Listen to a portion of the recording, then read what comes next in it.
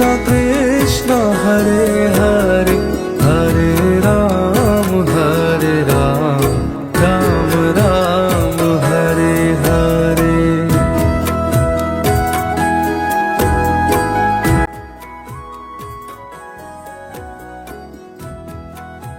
सभी को जी कल आने वाली काशी की सबको बहुत बहुत शुभकामनाएं। एक बारी फिर से हम लोग एक दूसरे के साथ जुड़ रहे हैं काशी कथा के माध्यम से। बहुत ही उत्साहजनक लगता है मुझे ऐसे कनेक्ट होना हर 11 दिन में आप सबके साथ। और मैं आशा कर रही हूँ कि आप सब भी पूरे उत्साह में हैं और आज से ही जुट जाएंगे कल की काशी की तैयारी करने के लिए। तो कथा प्रारंभ करने से पहले मैं अपने दीक्षा गुरु नित्य लीला ओम विष्णुपाद परमहंसा शिला भक्ति वेदांता नारायण गोस्वामी महाराज जी के चरण कमलों में अनंत कोटि दंडवत प्रणाम अर्पण करती हूँ। अपने शिक्षा गुरु नित्य लीला प्रविष्टा ओम विष्णुपाद परमहंसा शिला भक्ति वेदांता स्वामी प्रभुपाद जी के चरण कमलों में अनंत कोटि दंडवत प्रणाम करती हूँ। और मेरे अन्य शिक्षा गुरुओं जितने भी साधु रहे, संत रहे, वैष्णव रहे, जिन्होंने मुझे हमेशा ज्ञान दिया, मैं उनके चरण कमलों में अनंत दंडवत प्रणाम करती हूँ। साथ ही साथ आप सबको हृदय से नमन करती हूँ और आशा कर रही हूँ कि आप पूरे उत्साह में हैं और कल की काशी के लिए पूरी तैयारी कर रहे हैं। देखिए, जो सत्संग है उसकी बहुत महिमा है। कथा का श्रवण करना बहुत ही आवश्यक है इस कलयुग में, specially because we are all कलयुगाइट्स ना। हम इस कलयुग के पतित जीव हैं। इतना हमारा हृदय मलिन हुआ है, इतनी मिट्टी चढ़ी हुई है कि भगवान का नाम हम निरंतर नहीं कर सकते, उनको पुकार नहीं सकते अगर हम श्रवण नहीं करते रहेंगे और भक्ति के बाकी अंगों को अपने जीवन में नहीं उतारेंगे। तो ये हमें सारा सत्संग विवेक, ये सारा विवेक हमें कहाँ से मिलेगा? ये हमें सत्संग से ही मिलेगा। तुलसीदास जी भी यही कह रहे हैं, रोलिंग सत्संग विवेक न होई, राम कृपा बिनु सुलभ न सोई, सट सदा हिम सत्संगति पाई, पारस परस कुघातक सुहेला। क्या कह रहे हैं तुलसीदास जी? कहते हैं कि सत्संग के बिना, हे जीव, सत्संग के बिना विवेक नहीं आता, जो कि मैं आपको अभी कह ही रही थी, है ना। सत्संगति जो है वह आनंद और कल्याण की जड़ है ना। कोई मेरे जैसा दुष्ट भी होगा अगर उसको सत्संगति मिल जाएगी, ये मेरे जैसा, मैं अपने आप को संबोधित कर रही हूँ, तुलसीदास जी के लिए नहीं कह रही। तुलसीदास जी तो कह रहे हैं दुष्ट व्यक्तियों के लिए, तो मैं कह रही हूँ कि मेरे जैसा दुष्ट व्यक्ति भी अगर सत्संगति पाएगा तो वह अच्छा व्यक्ति बन जाएगा। कैसे? जैसे कि पारस के स्पर्श से जो लोहा है वह सुंदर सोना बन जाता है, उसी प्रकार से सत्संग से क्या होता है? सत्संग से हमें विवेक मिलता है ना। मगर इसमें एक और बात तुलसीदास जी कह रहे हैं कि सत्संग भी हमें भगवान की कृपा के बिना नहीं मिलता। तो हम लोग बहुत सौभाग्यशाली हैं कि हम एक दूसरे से सारे जुड़े हुए हैं। हमें भगवान की कृपा इन कथाओं के माध्यम से या अन्य और बोनाफाइड कथाओं के माध्यम से मिल रही है ना। तो we should feel very good about it, है ना। और हमें इससे सीख मिलती है कि हमें सत्संग करते रहना चाहिए। अगर हम फिजिकली नहीं जा सकते किसी भी रीज़न की वजह से किसी कारणवश, तो हम घर में बैठ के सत्संग कर सकते हैं, है ना। मंदिर में बैठ के शास्त्रों का अध्ययन कर सकते हैं। एंड सत्संग इज़ वेरी वेरी इम्पोर्टेंट, है ना। अब हम सब जानते ही हैं कि एकादशी जो है वह एक बहुत महान व्रत है, एक श्रेष्ठ व्रत है ना। हमें इसके पीछे, इस तिथि के पीछे कौन है? इस तिथि के पीछे एक देवी है, एकादशी देवी। और वो कहाँ से प्रकट हुई है ना? वो माधव के हृदय में से प्रकट हुई है स्वयं। और वो जब वो प्रकट हुई तो भले ही गोविंद के, माधव के हृदय से प्रकट हुई, मगर कृष्ण ने फिर भी उनसे पूछा कि आप क्या वरदान चाहते हैं। इसके पीछे ऑफ कोर्स एक बहुत बड़ी कथा है जो मैंने पिछली कथाओं में भेजी हुई है, जो एकादशी की मेन कथा है कि किस प्रकार से कैसे एकादशी देवी प्रकट हुई। तो मैं जस्ट ना विस्तार में नहीं कहना चाहूँगी इस बारे में, पर संक्षेप में बताती हूँ कि वो जो बुरा राक्षस था, किस प्रकार से एकादशी देवी ने उनका वध करा। वो माधव के हृदय से ही प्रकट हुई थी। तो जब उन्होंने उनका वध किया और कृष्ण की रक्षा करी, तो श्री गोविंद ने उनसे बोला कि तुम्हें क्या चाहिए, क्या वरदान चाहिए। तो एकादशी देवी ने कहा कि मैं यही वरदान चाहती हूँ कि कोई भी मेरे नाम से, मेरी तिथि पे उपवास रखेगा तो उसके सारे जो कष्ट हैं, सारे पाप हैं, वो दूर हो जाएं। तो तब से जो भी कोई एकादशी का व्रत करता है, एकादशी का उपवास रखता है, उस व्रत का पालन करता है श्रद्धापूर्वक ना, दिल से ना, उसको लाभ ही लाभ मिलता है, हर प्रकार का लाभ। अगर किसी को भौतिक लाभ चाहिए तो वो भौतिक लाभ लेता है, उसको मिलता है। अगर वह चाहता है कि उसके पाप दूर हो जाएं, नरक की यातनाएं ना उसको भुगतनी पड़े, तो वह संभव है एकादशी का व्रत रखने से। और अगर कोई भक्त है जो चाह रहा है कि उसको सिर्फ कृष्ण प्रेम की प्राप्ति चाहिए या उसको सिर्फ कृष्ण प्रेम चाहिए, तो एकादशी तिथि कृष्ण प्राप्ति के लिए, निताई गौर के प्रेम की प्राप्ति के लिए बहुत ही बड़ा भक्ति का एक अंग है, बहुत ही सहायक होगा। क्यों? क्योंकि जो एकादशी देवी है, शी इज़ भक्ति जननी, जननी माँ है, भक्ति को जन्म देती है।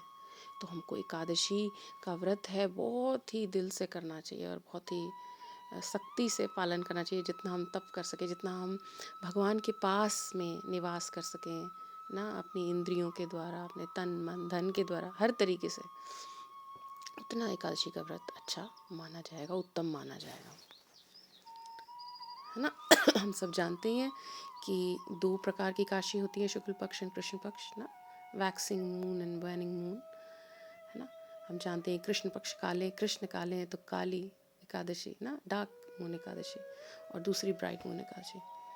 तो ये 2 एकादशियाँ आती हैं, एक महीने में 2 होती हैं एकादशियाँ। तो हमको एकादशी का व्रत ज़रूर रखना चाहिए, दिल से रखना चाहिए, और सबको एकादशी तिथि के बारे में ज्ञान देना चाहिए, क्योंकि हम नहीं चाहते कि कोई भी इस ज्ञान से वंचित रह जाए, है ना। हम नहीं चाहते कि जिन लोगों ने ना गलतियां कर दी पिछले जन्मों में या कर रहे हैं, वे नरक की यातनाएं सहें ना, उनको भी पूरा लाभ मिले, एक मौका मिले अपनी गलतियों को सुधारने का, है ना। तो जैसा कि मैं कह रही थी कि अपनी सारी इंद्रियां हमें भगवान को स्मरण करने में ही लगानी है एकादशी के दिन में। उपवृत्तस्य पपेभ्यो यस्तु बसो गुणो सह उपायः सह विज्ञः सर्वभोग विवर्जितः ना। जो उपवास है, उपवास शब्द का अर्थ यही है कि सभी प्रकार की पाप पूर्ण गतिविधियां जो हैं और इंद्रिय तृप्ति से जुड़ी हुई जो गतिविधियां हैं, उनसे हम दूर रहें। हाँ, एकादशी के व्रत के दिन, ये मैं नहीं कह रही हूँ, ये ब्रह्म वैवर्त पुराण है, उसमें पूरा बताया गया है कि it's not just about abstaining yourself from non Ekadashi foods, मतलब सिर्फ यही नहीं है कि आप, ये तो है ही है, ये तो सबसे प्रमुख है कि आपको नॉन एकादशी फूड्स जो हैं नहीं लेने हैं, वे सब निषेध हैं, वो तो सबसे बड़ी बात है ही, प्रमुख है। बट उसके साथ ही साथ अपनी इंद्रियों को भी, अपने हृदय को, अपने मन को, अपने चित्त को भगवान के चरणों में लगाना है। तो ये पुराणों में बहुत अच्छे से बताया गया है। ऐसा नहीं करना है कि हम उपवास रख रहे हैं और दूसरी जगह बैठ के हम कोई मूवी ना देख रहे हैं, या हम कहीं बाहर घूमने चले गए हैं अपने मनोरंजन के लिए, ऐसा नहीं करना है ना। तो जितना हम उस दिन अपनी इंद्रियों के द्वारा सैक्रिफाइस करेंगे, सैक्रिफाइस का मतलब हम भगवान के पास रहेंगे, है ना, इन मनोरंजन आदि चीज़ों में अपना ना वक्त नहीं लगाएंगे, भगवान का स्मरण करेंगे, पाठ करेंगे, नाम जप करेंगे, उतनी हमारी जो एकादशी है वह श्रेष्ठ मानी जाएगी। ठीक है। तो अब हम जानते ही हैं कि हमेशा से जो युधिष्ठिर महाराज हैं वही हमेशा प्रश्न करते हैं गोविंद से। पुराणों में बताया गया कि सारे प्रश्न एकादशी से जितने भी जुड़े हुए थे वो युधिष्ठिर महाराज ने किए, औरों के भी थे, बट खासकर युधिष्ठिर महाराज ने ना गोविंद से हमेशा ये पूछना चाहा हमारे सबके कल्याण के लिए कि भाई बताएं कि इस मास में आने वाली एकादशी कौन सी है, इस मास में एकादशी रखने से क्या लाभ होंगे, इस मास में ऐसे एकादशी रखने की क्या विधि है और इससे क्या जुड़ी हुई कथाएं हैं, ताकि हम सबका कल्याण हो, सर्वश्रेष्ठ कल्याण हो। तो ये शुक्ल पक्ष की एकादशी है। युधिष्ठिर महाराज ने गोविंद से पूछा, श्री गोविंद से पूछा, और श्री गोविंद बता रहे हैं कि हे राजन, उन्होंने उत्तर दिया कि देखो त्रेता युग में भी राम जी के जो पूर्वज थे राजा दिलीप, उन्होंने भी यही अपने आध्यात्मिक गुरु ऋषि वशिष्ठ से ये प्रश्न किया था कि भाई ये जो चैत्र मास में आने वाली जो एकादशी है, जो शुक्ल पक्ष की एकादशी है, उसका आप प्लीज़ ना थोड़ा सा बताएं। और वही प्रश्न आज तुम मेरे से पूछ रहे हो, तो मैं उसका उत्तर दूंगा कि ये जो एकादशी है, ये इस एकादशी का नाम क्या है। इस एकादशी का नाम है कामदा एकादशी, है ना। ये एक बहुत ही स्पेशल एकादशी है। कहते हैं वैदिक कैलेंडर के हिसाब से ये पहली एकादशी बैठती है, और इस व्रत को करने से श्री गोविंद बता रहे हैं श्री युधिष्ठिर महाराज को कि हमारे सभी प्रकार के पाप नष्ट हो जाते हैं। कहीं पुराणों में लिखा है कि जिनको पुत्र प्राप्ति का ये है, मतलब जो एक इच्छा रखते हैं, वो भी अगर ये एकादशी रखेंगे तो उनको पुत्र की भी प्राप्ति हो सकती है ना। और कितने प्रकार के आपने जो हमने आपने कितने प्रकार के पाप हमारे द्वारा हुए या हमने करे हैं, तो वे सभी नष्ट हो जाते हैं, मनवांछित फल मिलता है ना। यहाँ तक कि जो अब किसी ने अगर ब्रह्म हत्या की हो, वो भी इस एकादशी को रखने से उस पाप से हम मुक्त हो सकते हैं, ब्रह्म हत्या के पाप से मुक्त हो सकते हैं। और अश्वमेध यज्ञ का जो यज्ञ करने से फल मिलता है, उससे भी अधिक फल हमें इस एकादशी का उपवास करने से मिलता है। और जो लोग सिर्फ अभी श्रवण ही कर रहे हैं, उनके भी कितने प्रकार के पाप ना मिट जाएंगे। और श्री गोविंद कह रहे हैं युधिष्ठिर महाराज को कि मैं चाहता हूँ कि ये सब लोग जाने एकादशी की कथा, ताकि उनमें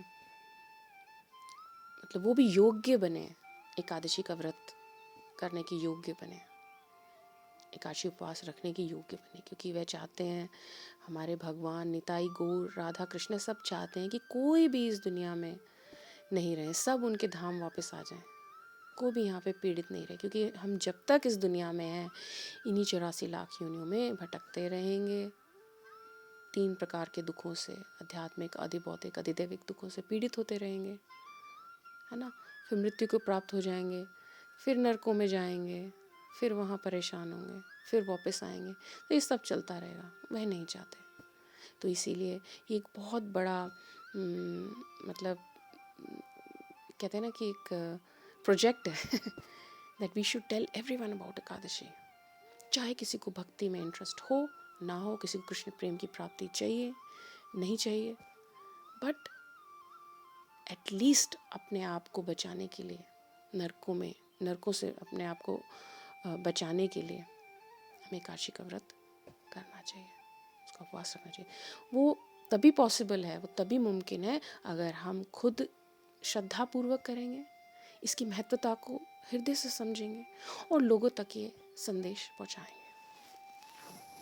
ठीक है, तो ये कामदा एकादशी है और इसकी जो कथा है वो किस प्रकार से है, श्री गोविंद बताते हैं कि बहुत सालों पहले एक राजा पुंडरीक ना, वो एक रतनपुर नाम की नगरी में रहते थे, वास करते थे। और वे जो नगरी थी बेसिकली वो सारी गंधर्वों या नितंगनाओं इनसे मतलब भरी हुई थी।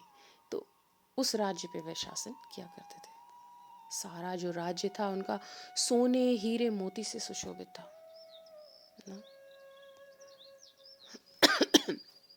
क्या था, उस राज्य में एक ललित नाम के गंधर्व रहते थे, अपनी पत्नी ललिता के साथ बहुत सुखपूर्वक जीवन बिता रहे थे। जो ये ललित नाम के गंधर्व थे, ये बहुत ही सुंदर गाते थे और इनकी जो पत्नी थी ललिता, ये बहुत ही सुंदर नर्तकी थी। इनका आपस में बहुत ही प्रेम था, इनके रिश्ते में, संबंध में बहुत ही तीव्रता थी, बहुत बहुत प्यार था। एक दूसरे के बिना एक पल भी नहीं रह पाते थे। तो एक बारी की बात है कि पुंडरीक राजा की सभा में सारे गंधर्व और नर्तकियों ने अपनी प्रस्तुति दी ना, उन्होंने अपना परफॉर्मेंसेस दी दिखाने के लिए, मनोरंजन के लिए।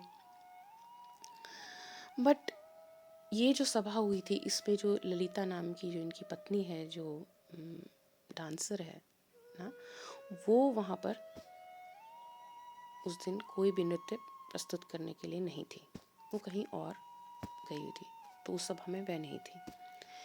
तो ये जो गंधर्व हैं, जो इनके जो पति हैं, जो ललित हैं, ये इनसे इतना प्रेम करते थे कि इनको इतना ज़्यादा वहाँ ना पाकर इतने ज़्यादा मतलब दुखित थे और उनको याद करे जा रहे थे, इतना याद करे जा रहे थे कि जो वो गायन कर रहे थे उसमें भी वो इतनी त्रुटियां कर रहे थे कि सब बहुत बेसुरा लग रहा था।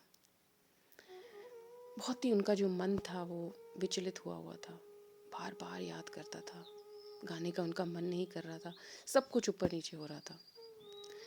तो वहाँ पे एक नागराज भी आए हुए थे, भाई इतनी सभा थी, इतने बड़े बड़े राजा आए हुए थे। तो जो नागराज हैं उन्होंने पुंडरीक महाराज जी को बोला कि भाई देखो, ये तुम्हारा जो गंधर्व है ना, इसने बिल्कुल भी ठीक नहीं गाया, क्योंकि इसका जो मन है वह अपनी जो प्रस्तुति है उसमें लगा ही नहीं हुआ था, उसका मन अपनी पत्नी में लगा हुआ था। तो जैसा कि हम देखते हैं पुरानी कथाओं में, हमने कितना सुनने को मिलता है कि कितनी जल्दी श्राप मिल जाता था उन युगों में, एकदम से श्राप दे देते, क्रोधित हो जाते थे, श्राप दे देते थे। और ऐसा ही हुआ, जो पुंडरीक महाराज थे, जब उनको इस बात का ज्ञात हुआ कि भाई अपनी पत्नी के विरह में, मतलब वो जो उनका जो काम था उन्होंने ठीक से नहीं करा, जो गायन था वो ठीक से नहीं करा, तो उनको बहुत ही क्रोध आया। मतलब उनको बोला, इतना मतलब इतना आकर्षण कि भाई अब पत्नी के संग में ही रहते हैं और फिर भी इतने विचलित हो रहे हैं। तो उन्होंने उनको क्रोध में आकर मतलब खुद अपमानित महसूस किया और उन्होंने क्रोध में आके उनको श्राप दे दिया। क्या श्राप दे दिया? नरभक्षी, लाइक अ मॉन्स्टर।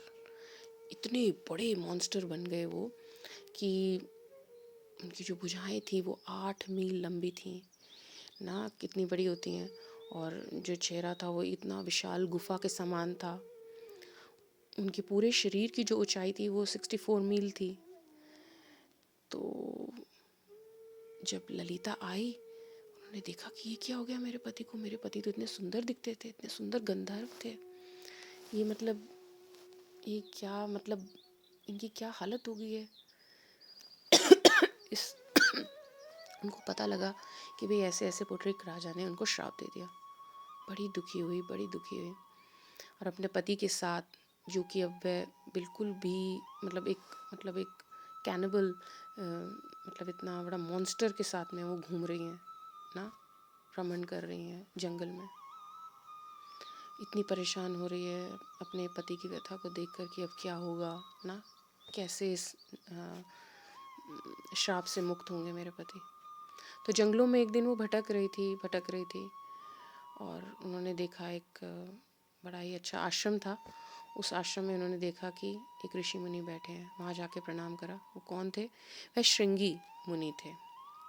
उनके चरणों में वो लौट गई और उन्होंने कहा कि हे ऋषिवर, आप मुझे बचा लीजिए।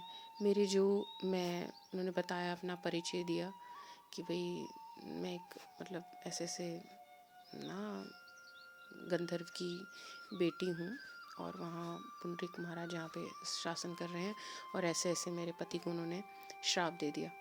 तो फिर उन्होंने उनको विनती की कि आप कोई उपाय बताए श्रृंगी मुनि ऋषिवर, जिससे मेरे पति इस श्राप से मुक्त हो जाएं, है ना। तो बहुत अच्छा संयोग बैठा कि उनको ऋषि मुनि मिले और उनके पास उपाय भी था। तो उन्होंने बोला कि देखो, ये जो चैत्र मास की जो शुक्ल पक्ष की जो कामदा एकादशी है, ये आ रही है। इसका जो व्रत है आप उसका पालन करें, और जो भी उसका जो फल है वो आप अपने पति को दे दें। वो निश्चित रूप से इस श्राप से मुक्त हो जाएंगे।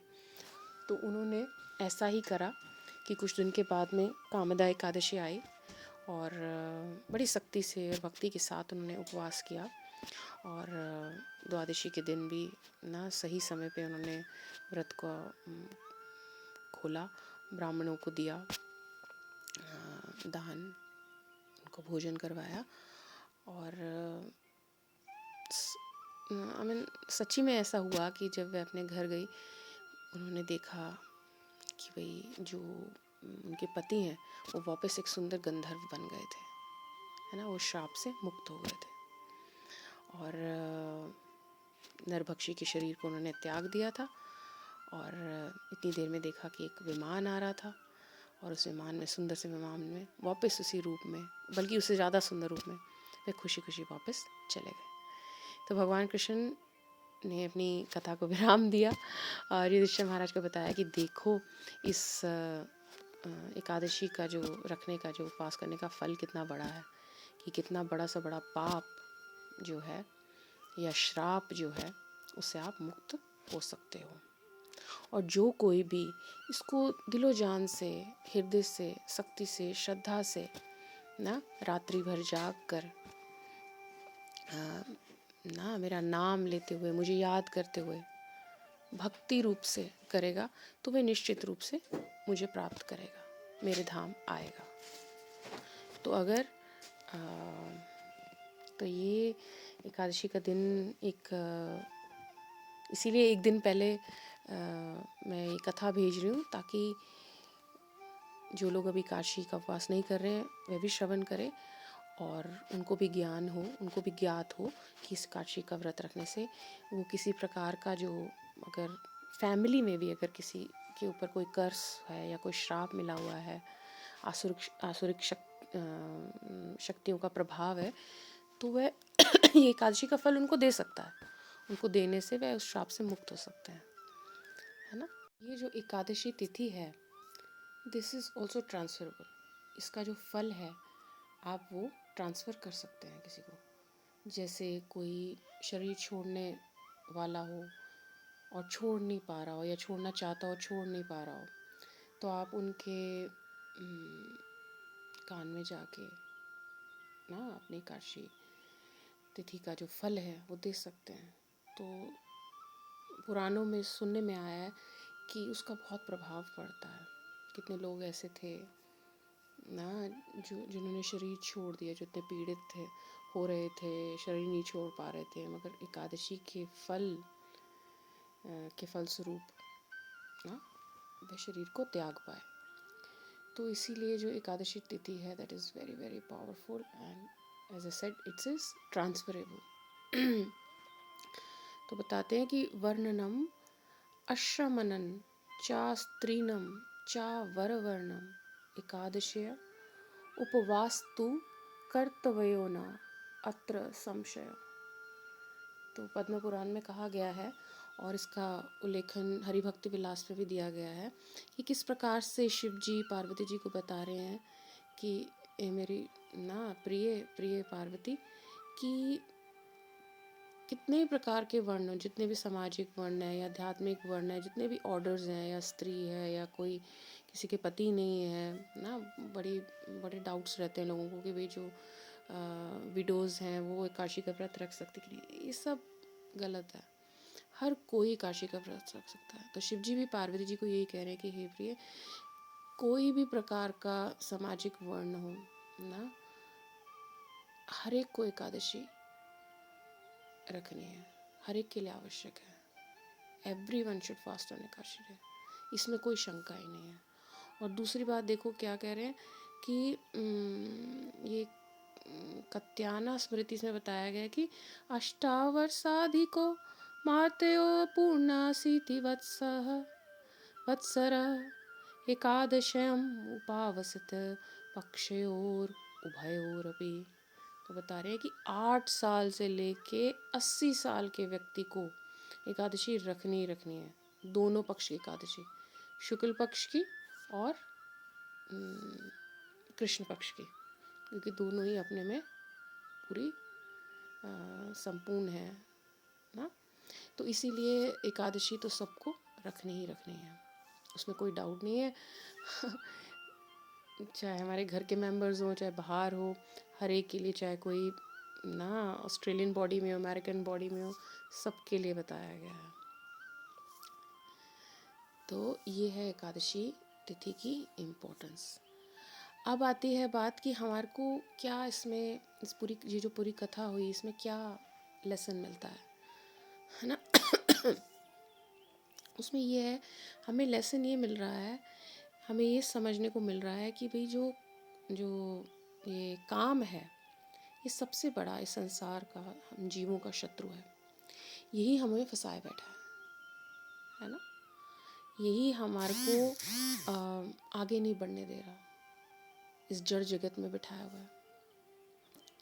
इवन भगवान भी तीसरे अध्याय में भगवद गीता में, श्रीमद् भगवद गीता में श्री गोविंद अर्जुन को बता रहे हैं ना, कह रहे श्री भगवान उवाचा काम एष क्रोध एष रजोगुण समुद्धवा महाशनो महापापमा विद्धचेन मिह वैरिनम. तो कि भाई वही जैसा कि मैं बता रही थी कि जो काम है या वासना है, ये हमारा शत्रु है. और ये सिर्फ यौन इच्छाओं के लिए मैं बात नहीं कर रही हूँ, सिर्फ मतलब शारीरिक इच्छा की बात नहीं कर रही, या शारीरिक काम या वासना की बात नहीं कर रही हूँ. ये जो वासनाएं हम बता रहे हैं, ये भगवद गीता में भगवान अर्जुन को बता रहे हैं कि ये जो वासनाएं हैं, ये विभिन्न प्रकार की वासनाएं हैं. जैसे कि धन एकत्रित करने की वासना, शारीरिक वासना, प्रतिष्ठा की वासना, सत्ता की वासना, सुंदर लगने की वासना, है ना, बड़ा भक्त बनने की वासना. बहुत प्रकार की वासनाएं हैं, बहुत प्रकार की इच्छाएं हैं. तो ये हमें यहाँ पे पकड़ लेती हैं, है ना. खाली शारीरिक वासना नहीं है. तो कोई भी जब भी लस्ट की बात आती है, तो don't identify it with the lust as in terms of the bodily lust. किसी को घर बनाने का पैशन है, किसी को फेमस होने का पैशन है ना. ये सारी क्या है, ये सारी इच्छाएं तो हैं, ये सारी कामनाएं तो हैं. तो ये मूल कारण है पाप का. जब हमारी इच्छा पूर्ण हो जाती है थोड़ी बहुत, फिर हम थोड़ी और इच्छा करने लगते हैं, तो क्या होता है, लोभ थोड़ा बनता है ना. इच्छा से थोड़ा लोभ आ गया. अब उस लोभ के फलस्वरूप क्या हुआ कि इच्छा हमारी बढ़ गई मगर पूर्ण नहीं हुई, तो क्या हुआ, क्रोध आ गया. तो ये कहते हैं कि जैसे है काम ही, जो लोभ है वो भी काम ही है, बट इट इज़ मोर तीव्र, इंटेंस, इंटेंस काम हो जाता है। और जब वो क्रोध में परिवर्तित हो जाता है क्योंकि इच्छा पूर्ण नहीं हुई, तो क्या बन जाता है? फ्रस्ट्रेटेड काम। और बाद में उसको तो बाकी की चीज़ें सारी फॉलो कर ही रही हैं, जैसे ना मत्स्य, मद और ये सब, क्या नहीं।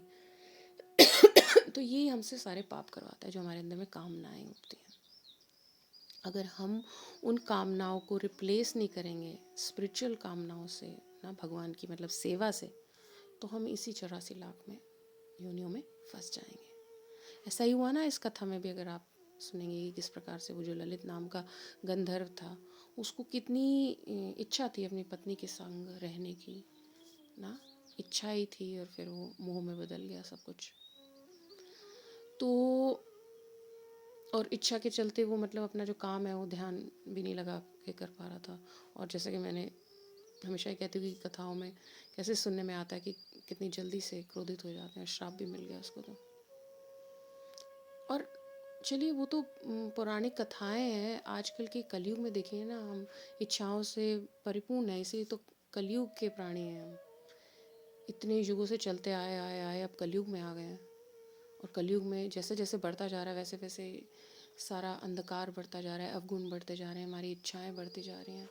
और इच्छाएं जब पूर्ण नहीं होती हैं तो क्या होता है? पाप होता है ना। क्रोधित होते हैं हम, भ्रम, इल्यूजन हो जाता है, और फिर वो सारी और चीज़ों को बनाता है, बाकी के जो पापों को बनाता है।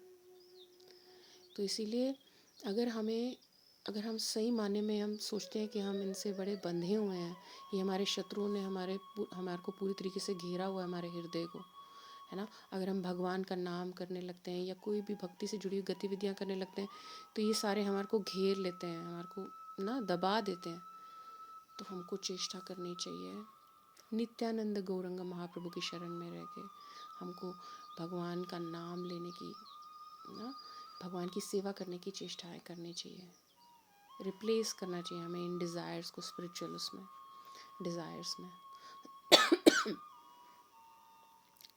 तो और वास्तविक रूप से अगर आप देखें, भगवान कृष्ण खुद बता रहे हैं कि ये जो ये काम है, ये एक्चुअली विकृत प्रतिबिंब है भगवान को प्रेम करने की वासना का, भगवान से प्रेम करने का, जो कि इतने डिफरेंट रूपों में धन की लालसा एकत्रित करने का वासना बन के आ रही है, या प्रतिष्ठा की वासना बनकर आ रही है, या कुछ फेमस होने की प्रतिष्ठा वासना बनकर आ रही है। मगर वास्तविक रूप अगर हम इसका देखें तो ये भगवान को प्रेम करने की ही वासना है। मगर क्योंकि हम इस शरीर में आ गए हैं, क्योंकि हम इस भौतिक एनर्जी से जुड़ रहे हैं, इस भौतिक ऊर्जा से जुड़ रहे हैं, है ना, रजोगुण से जुड़ रहे हैं, तो क्या हो रहा है? ये इसका जो रूप है ना, जो विकृत हो गया है। ओरिजिनली ये प्रेम है, प्रेम की वासना है। तो हमें अब जब हमको विवेक मिल रहा है, जैसा कि मैंने शुरू में बताया था ना, रामचरितमानस रामायण में जो चौपाई थी कि सत्संग जो है कल्याणकारी है। अब हमें सत्संग मिल रहा है कि हमको इन कामनाओं को रिप्लेस करना है ना। तो अब हम इस जड़ जगत में हैं, और ये हमें पता चल रहा है कि जो कामना है ये शत्रु है, ये सारा पाप का मूल कारण है। तो हमें क्या करना है? हमको इस कामना को रिप्लेस करना है। वो कैसे करेंगे? भगवान की सेवा में अपनी ऊर्जा को लगा के, घर में हर क्रिया में हम भगवान को एक सेंटर ऑफ अट्रैक्शन बना दें, उनको केंद्रित कर दें। बच्चों को पढ़ा रहे हैं तो हम उनको आध्यात्मिक शिक्षाएं भी दें, भगवान के बच्चे समझ के उनको पालें, है ना। घर में कुछ खाना है तो भोग लगा के पाएं प्रसाद। तो जितनी हम ऊर्जा भगवान का नाम जपें, खूब जपें, उनको खूब याद करें, तो जितनी हम एनर्जी लगाएंगे भगवान की सेवा में, उतनी हमारी जो ये भौतिक कामनाएं हैं वो कम होंगी, है ना। क्योंकि भगवान में ऊर्जा लगाने से क्या मिलेगा? अपनी इन कामनाओं को भगवान की तरफ लगाने में या इस एनर्जी को लगाने में क्या होगा, हमें भगवान का प्रेम मिलेगा, जो कि हमारा एक परमानेंट एसेट है। और उधर कामनाओं में फंसने से क्या होगा, हम नरक की ओर जाएंगे। तो ये हमको सारा विवेक सत्संग से ही मिलेगा। हमको इन बातों के बारे में सोचना चाहिए कि हमारा फ़ायदा किस में है, और छोटे छोटे स्टेप्स लेके आगे बढ़ना चाहिए। इन कथाओं को बार बार सुनते रहना चाहिए। ये नहीं कि बस एकादशी की कथा सुनी, लाभ हो गया, चलो ठीक है अब ना भूल जाए। नहीं, ऐसा नहीं करना चाहिए। उनको सुनना चाहिए बार बार बार बार। कुछ ना कुछ भगवान की कृपा से हमको मैसेज आएगा। और क्रोध को भी हमको उसी तरीके से यूज़ करना चाहिए, उसको प्रयोग में तभी लाना चाहिए जब हमें लगे कि कोई भगवान की निंदा कर रहा है या भक्त की निंदा कर रहा है ना, या भक्ति से जुड़ी हुई किसी कार्य की निंदा कर रहा है या उसमें बाधक बन रहा है, तो वहाँ पे हमको अपना सारा क्रोध उड़ेल देना चाहिए। तो अगर कोई पर्सनल हमारा इशू हो, उससे रिलेटेड अगर हमको कोई बात परेशान कर रही है, तो हमें कोशिश करनी चाहिए कि इतना क्रोधित नहीं होना चाहिए। वो भी तभी होगा जब हमें विवेक कांस्टेंट हर प्रतिदिन ना हर दिन मिलता रहेगा। तब हम निरंतरता से भगवान की ओर ना सेवा में जुटे रहेंगे, है ना। तो जैसे हनुमान जी ने किया ना, भगवान की सेवा के लिए वे लंका गए और रास्ते में जितनी भी बाधाएं आई, उन्होंने अपने क्रोध से, शक्ति से सबको हटा दिया। वहाँ पे उन्होंने अपना क्रोध पूरा प्रयोग करा। तो इस तरीके से हमको रिप्लेस करना है। और सबसे बड़ी बात यह है कि हमको क्या करना है, नित्यानंद गौरंगा महाप्रभु की शरण में, खासकर नित्यानंद जी की शरण में हमको रहना है। नित्यानंदा नित्यानंदा नित्यानंदा गौर हरि। और फिर हमको हरि नाम महामंत्र का जाप करना है, जो कलयुग में बताया गया है। हरे नाम हरे नाम हरे नाम वे केवलम। मगर वे शुद्ध हरि नाम हमें मिल ही नहीं सकता अगर हम अपराध कर रहे हैं या हमसे हमारे द्वारा पाप हो रहे हैं।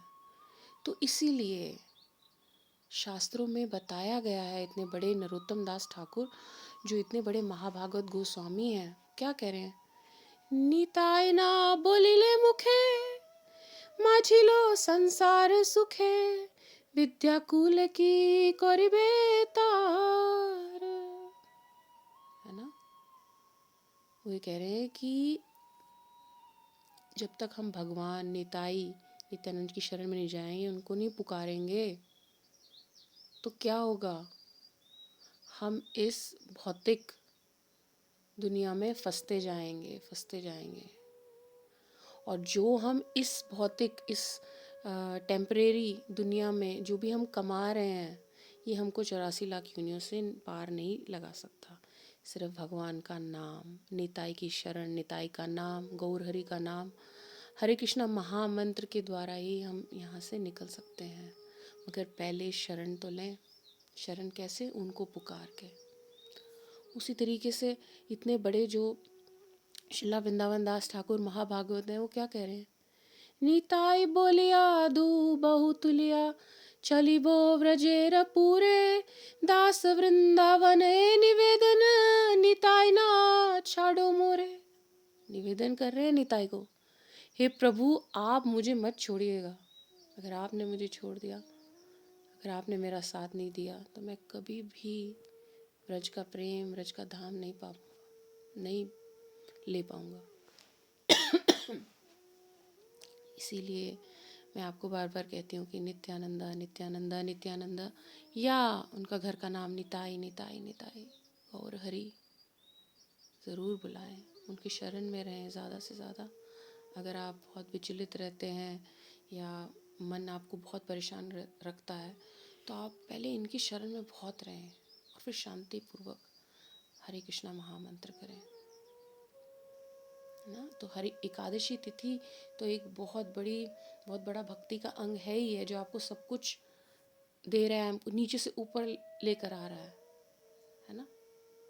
But it is the foremost and one of the biggest limbs ना, सबसे बड़ा अंग है। मगर उसके साथ साथ और भी ये बड़े अंग हैं, भगवान का नाम लेना, जो मैं आपको बार बता रही हूँ, निताई गौर की शरण में। और इन बातों को समझना जो भगवान भगवत गीता में बता रहे हैं कि किस प्रकार से हम किन वजहों से इस दुनिया में जूझ रहे हैं, ये हमारे को साथ साथ में समझना है। जब हमें समझ आती जाएगी और फिर जब हम उसको प्रैक्टिकली थोड़ा सा अपने जीवन में उतारेंगे तो देखना उसका फल बहुत अच्छा आएगा। ठीक है। और एक पॉइंट ये है कि द्वादशी पे हमने सही समय पे व्रत को खोलना है। इस बारी तो एकादशी एक्चुअली कामादि एकादशी जो है वो तो है आज, मगर जो जो व्रत करने का दिन पड़ रहा है वो द्वादशी पे पड़ रहा है, इसलिए इसको महाद्वादशी का दिन कह रहे हैं, है ना। कभी कभी ऐसा हो जाता है सूर्य पंचांग के हिसाब से, आप किस देश में किस प्रदेश में उसके हिसाब से टाइमिंग्स अलग हो जाते हैं व्रत पालन करने के, है ना। तो जो भी आपको टाइम दिया जाता है उसके हिसाब से या दिन बताया जाता है उसके हिसाब से आपको व्रत का पालन करना है। भले ही वो द्वादशी का दिन हो मगर है वो एकादशी के व्रत का उपवास। ठीक है। और उसको जो भी अगले दिन, चाहे वो जो द्वादशी का दिन जो पड़ता है या उसका व्रत के अगला दिन जो पड़ता है, उसका जो समय निमित्त दिया है उसमें हमको जो भगवान को अर्पण किया हुआ अन्न वाला जो प्रसाद है उसका चाहे एक दाना ही लेकर हमको अपने व्रत को खोलना है, नहीं तो वो संपूर्ण नहीं माना जाएगा, आपको फल नहीं मिलेगा। तो आपको एकादशी को पूरे अच्छे से निभाना है। ठीक है। तो मैं आशा करती हूँ कि आपको आप ना निताई गौर राधा कृष्ण की कृपा से ना कुछ अपने हृदय में ले पाएँ या ले पाएंगे और अपने जीवन में उतारने की चेष्टा करेंगे। ठीक है। तो वाञ्छाकल्पतरुभ्यश्च कृपा सिन्धुभ्यैव च पतितनां पावनेभ्यो वैष्णवेभ्यो नमो नमः। निताई गौर प्रेमानंदे। हरि हरि बोल। जय श्री राधे।